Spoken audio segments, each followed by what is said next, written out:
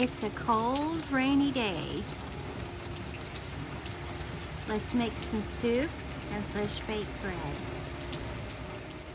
Hello everybody, welcome back to the kitchen, and today I am making a vegetable, it's cabbage and beef soup. It's actually called stuffed cabbage soup. So instead of using ground beef, I'm using ground turkey. So I've got my turkey in here that I'm breaking up, and I put some onions in there before the turkey and sauteed those, a little bit of garlic. So I'm going to go ahead and let this cook and make sure it's sitting on the burner right, and then we're going to move on to the next step, and we're going to make some crusty bread to eat with this. So we'll be doing that recipe as well. All right, let's let this cook down for a little bit, and then we'll move on to the next ingredients. Okay, so we're going to stir in 1 tablespoon of tomato paste. I put that in along with some salt and pepper. I'm going to go ahead and mix this, let it incorporate, get it all mixed together. And then we're going to add some more ingredients. All right, we're going to slowly add some broth. Okay, we're going to give that a stir. So we're going to add 4 cups of beef broth. You can use chicken broth. You can also use bouillon. So we're going to stir this in.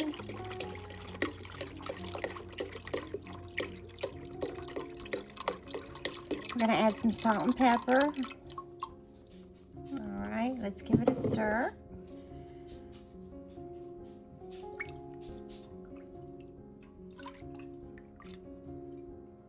Okay, looks like we got that pretty good.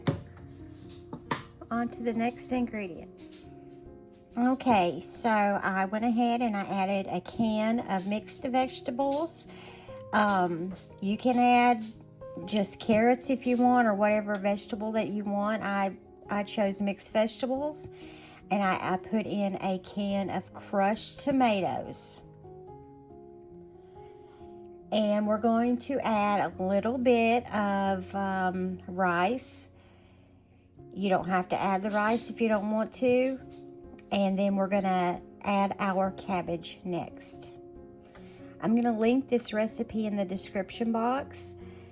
That way you'll have all of the ingredients for this stuffed cabbage soup. Okay, I just added 14 ounces of chopped up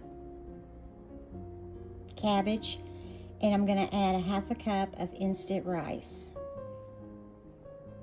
We're going to bring it to a boil, and we're going to let it simmer.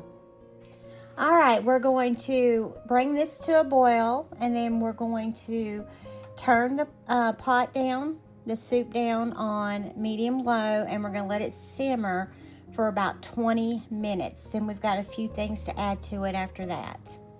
I've already added the rice to it. You can't see it. It's probably sunk to the bottom, but once it gets cooked, we'll be able to see it. So I'm going to go ahead and bring this to a boil, and then we're going to simmer it for 20 minutes, and then we'll move on to the next step. All right, guys, I got it simmering, and you have to add, it calls for a tablespoon of Worcestershire sauce. So I went ahead and added that and stirred it some more. And I'm just going to keep it on low for the rest of the day. I think it looks a little bit too thick. I'm going to add a little bit of water to it. I don't like real thick soups, but I took a taste of it and it tastes really good, and it does remind me of stuffed cabbages. So I'm I'm going to go ahead and add some water, and I'm going to let it simmer all day, and I'm going to get started on making the bread in the bread machine.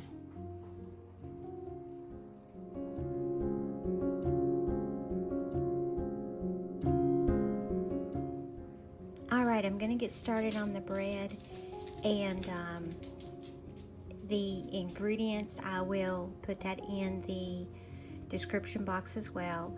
If you don't have a bread machine, that's okay. You can still mix everything together and still bake it in the oven, but it's easier for me to use a bread machine. By the way, I got my bread machine at the Goodwill. Nothing wrong with it. Practically brand new for only $5, and I've had it for a couple years. But anyhow, you want to make sure when you put the ingredients in that you put it in the order that your bread machine manual calls for. And if you don't have that, you can always look that up on the internet. So I went ahead and I added all of my warm water, honey, and oil, all of the wet ingredients first. Then I added the 3 1/4 cups of, this is ground white wheat, and I put a little bit of salt in there, and I put my yeast. I made a little hole in the middle, and I put my yeast right there. And if you want to add like some herbs to your bread, you can go ahead and do that. You can add garlic or rosemary or jalapenos. I'm not going to do that. I'm just going to make regular wheat bread.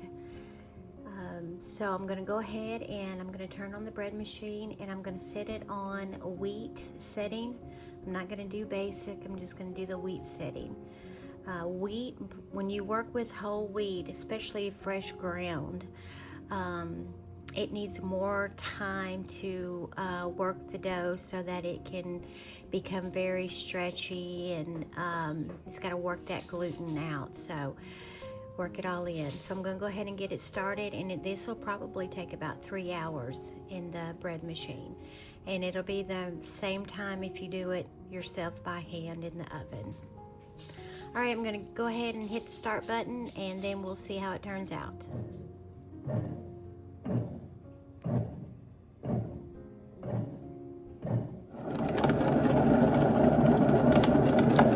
All right, I'm checking to see if my dough is a little bit light, or not light, but it's not really moist. It might be a little bit dry, so I'm going to add just a little bit of water to the dough, because I'm working with whole wheat. You can use bread flour with this also. It doesn't have to be whole wheat. I'm using whole wheat because it's healthier. Alright guys, it is ready, and I put Parmesan cheese on the top. I like to eat mine with cheese. And the bread still has about 30 more minutes to go, but it's rising and it's smelling so amazing. So I hope you all give this a try. It is a delicious, affordable recipe, and there is enough to last for a couple of days. And if you want to freeze leftovers, you can. Don't be afraid to reuse your leftovers, guys.